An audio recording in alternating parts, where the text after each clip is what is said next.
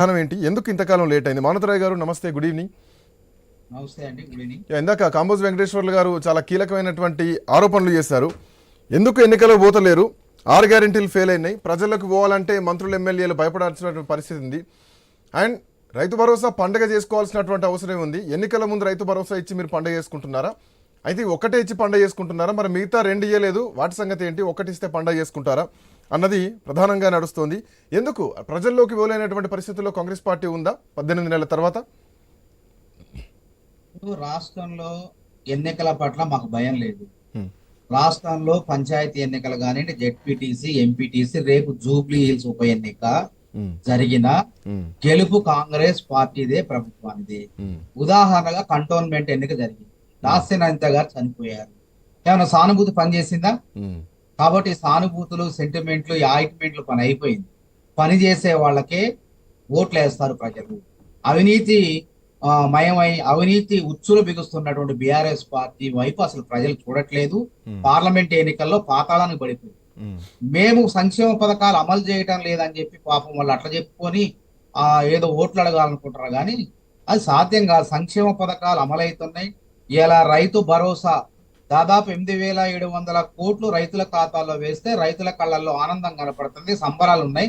6 రోజుల్లోనే వేసారు. ఇంకా 20 ఎకరాల వరకు వచ్చింది. రేపో మాపు 9 రోజుల్లో 9,000 కోట్లు, 70 లక్షల మంది రైతుల ఖాతాల్లో 1,49 లక్షల మంది రైతుల ఖాతాల్లో వ్యవసాయం చేసే భూముల్లో డబ్బులు వేస్తున్నాం. ఇక బాధ ఎవరికి వచ్చింది? వీళ్ళకి వచ్చింది. ఎక్కడ అమలు కావట్లేదు పథకాలు చెప్పండి. ఇలా ఉచిత బస్ పథకం అంటున్నారు, అది అమలవుతుంది. 180 కోట్ల మంది మహిళలు 6,000 కోట్లు ఆదా చేసుకొని అక్కడ లాభపడుతున్నారు. అదేవిధంగా 50 లక్షల మందికి గృహజ్యోతి పథకం ద్వారా ఉచిత విద్యుత్ 200 యూనిట్లకే 1,000 రూపాయలు ఆదా చేసుకుంటున్నారు. 500 సబ్సిడీ సిలిండర్ 45 లక్షల కుటుంబాలకు అందిస్తున్నాం. ఇలా 21,000 కోట్లతో 1,00,00,000 మంది మహిళలను రాష్ట్రంలో కోటీశ్వరం చేసే ప్రక్రియ 5 ఏళ్లలో కొనసాగుతుంది. పావలాకే వడ్డీకి రుణాలు ఇస్తున్నాం. 25 లక్షల మంది 25,34,000 మంది రైతుల ఖాతాల్లో 20,650 కోట్లు జమ చేసినాం. ఆరోగ్యశ్రీ కొనసాగుతూనే ఉంది, షాదీ ముబారక్ కొనసాగుతూనే ఉంది. సన్న బియ్యం ఇలా జూబ్లీ హిల్స్, బంజారా హిల్స్ లో బడాబాబులే కాదు, ఇలా నా నిరుపేద గ్రామాల్లోని పేదలు కూడా శ్రీమంతులు తినేటువంటి సన్న బియ్యాన్నే సామాన్యులు, పేదలు తింటున్నారు. రేషన్ దుకాణాలు ఇస్తున్నాం, కొత్త రేషన్ కార్డులు మార్పులు చేర్పులు చేస్తున్నాం, కొత్త రేషన్ కార్డులు ఇస్తున్నాం. ఇన్ని రకాలుగా గత ప్రభుత్వం చేయలేనటువంటి అన్నిటి కూడా చేసుకుంటా పోతే మాకేం బెంగ, మాకేం భయం. అదే విధంగా ఉద్యోగాలు గత ప్రభుత్వం లీకులు, గ్రూప్ 1 బెట్టం రాలే, గ్రూప్ 2 బెట్టం రాలే, లీకులు లోపభూయిష్టంగా పరీక్షలు నిర్వహించి నిరుద్యోగుల జీవితాల్లో ఆడుకుంటే ముఖ్యమంత్రి రేవంత్ రెడ్డి గారు union public service commission chairman దగ్గర పోయి మెంబర్తో కూర్చొని టీజీపీఎస్సీని ప్రక్షాళన చేసి ఈ రాష్ట్రంలో అన్ని రకాల ఉద్యోగాలను 60,000 ఉద్యోగాలను భర్తీ చేసి కొలువుల నియామక పత్రాలను వాళ్ళ చేతిలో పెట్టు. మరో 30,000 ఉద్యోగాలకు త్వరలోనే జూలై నెలలో జాబ్ క్యాలెండర్ అయిపోతున్నాం. ఇక మాకేం బెంగా, ఉద్యోగస్తులకు 1వ తారీఖు జీతాలు ఇస్తున్నాం. ఇప్పుడు ఇచ్చే మీరు చెప్పే లెక్కలు, ఇప్పుడు ఇచ్చేటువంటి రైతు భరోసా మొత్తం కూడా ఎన్నికలను బేస్ చేసుకొని ఇస్తున్నారు, ఎన్నికల ముందే ఇస్తున్నారు. అండ్ గతంలో రెండు సీజన్లకు రైతు భరోసా ఇవ్వలేదు. సో మరి ఇది ఎన్నికల కోసం ఇస్తున్నటువంటి రైతు భరోసా కింద చేస్తున్న పండుగలా చూడాలా? గతంలో ఎందుకు మిస్ అయినాయి? ఆర్థిక వ్యవస్థను విధ్వంసం చేశారు వాళ్ళు. ఇలా ప్రజలు అర్థం చేసుకున్నారు, ఉద్యోగస్తులు అర్థం చేసుకున్నారు. ఉద్యోగస్తులు సమ్మెకు పిలిపిస్తే వాళ్ళ ఉద్యోగాల నుంచి పీకి పడేసి 30 మంది చావులకు కారణమైనటువంటి నీచమైన చరిత్ర గత పాలకుడు కేసీఆర్ గారు. అవునా కాదా? ఆర్టీసీ ఉద్యోగులు ఇవాళ ప్రభుత్వం అంటే సంక్షేమ పథకాలే కాదు, వ్యవహరించే తీరు కూడా ముఖ్యం. ప్రజల్ని కలుస్తున్నామా, పౌర సమాజాన్ని గుర్తిస్తున్నామా, వాళ్ళతో చర్చలు జరుపుతున్నామా, కలుస్తున్నామా లేదా, ఇది కూడా ముఖ్యం. కాబట్టి ఉద్యోగస్తుల్ని గౌరవిస్తున్నాం, అందరినీ గౌరవిస్తున్నాం. గతంలో రుణమాఫీ విషయంలో మేము 15,000 ఇస్తే ఎకరాకు పంటకు రైతు భరోసా 15,000 ఇస్తానని చెప్పి 6,000 ఇస్తానన్నా ప్రజలు అంగీకరిస్తున్నారు. ఇవాళ అప్పుల ఊబిలో కూరుకుపోయిన రాష్ట్రాన్ని అమాంతం పైకి తెచ్చేందుకు, అభివృద్ధి పదంలో నడిపేందుకు ఒక గజయితగా లెక్క రేవంత్ రెడ్డి శ్రమిస్తున్నాడని చెప్పి ప్రజలందరూ కూడా ఆయన ఆశీర్వదిస్తున్నారు. అంటే ఈ భరోసా ప్రజలకు ఉంది అన్న విషయం అట్లా ఉంచితే, ఈ భరోసా అసలు ముఖ్యమంత్రికే ఉందా? డబ్బు అసలు బయట డబ్బులు వచ్చే పరిస్థితి లేదు, అప్పు పుట్టే పరిస్థితి లేదు, కోసిన రూపాయి పుట్టదంటే ముఖ్యమంత్రి అంత స్ట్రాంగ్ కాన్ఫిడెంట్ లేకపోతే ప్రజలకేం భరోసా ఇస్తుంది కాంగ్రెస్ పార్టీ? ప్రజలకు భరోసా ఉంది కాబట్టి ప్రజల్లో పోయి అడగండి. మీరు యూట్యూబ్ ఛానల్ పెట్టుకుని ఏదో వాళ్ళు పబ్బం గడుపుకునే ప్రయత్నాలు చేస్తున్నారు, అవి కాదు. లోపల గ్రౌండ్ రియాలిటీ కూడా 20 లక్షల ఇందిరా మిల్లు కడతారన్నాం 5 ఏళ్లలో.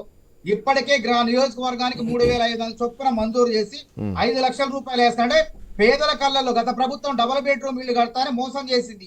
మరి ఈ ప్రభుత్వం డబల్ బెడ్రూమ్ కాదు, మా 5 లక్షల రూపాయలు మీ ఖాతాలో వేస్తాం, పునాదులు 1.5 లక్షల రూపాయలు, గోడలు కట్టండి ఇంకో 1 లక్ష రూపాయలు, స్లాబులు వేయండి 5 లక్షల రూపాయలు అని చెప్పి అంచెలంచెలుగా ఆ పథకాన్ని అభివృద్ధి చేసుకుంటూ పోతున్నప్పుడు వాళ్ళందరూ ఆశలు మాకున్నప్పుడు మాకేం భయం? పేకల్లో అవినీతి, ఫోన్ ట్యాపింగ్ అవినీతి, కాళేశ్వరంలో కమిషన్లు కక్కుర్తి, ఈ అవినీతి ఉచ్చుల్లో బట్టి కురకపోయినటువంటి వాళ్ళు ఏం ఒక్క నిమిషం. చేయాలా యా అని పక్కదారి పట్టించే అంశంలో ఈ విధంగా మాట్లాడుతున్నారు. కానీ వాస్తవంగా ఇన్ని లక్షల మంది ప్రభుత్వంలో సంక్షేమ పథకాలు అమలవుతున్నాయి. వాళ్ళందరి ఆశీస్సులు మాకు 100% ఉంటాయి. లెట్స్ కాబట్టి మాకు లెట్స్ ఒక్క నిమిషం మనోహర్ గారు 1 సెకండ్ వస్తాం, మీ దగ్గరకు వస్తాం. హైకోర్టు 6 నెలలుగా ఈ కేసును పెండింగ్ పెట్టింది. కోర్టు పరిధిలో ఉన్నప్పుడు మేము ఎవరు జోక్యం చేసుకోలేము కాబట్టి కోర్టు తీర్పిచ్చింది.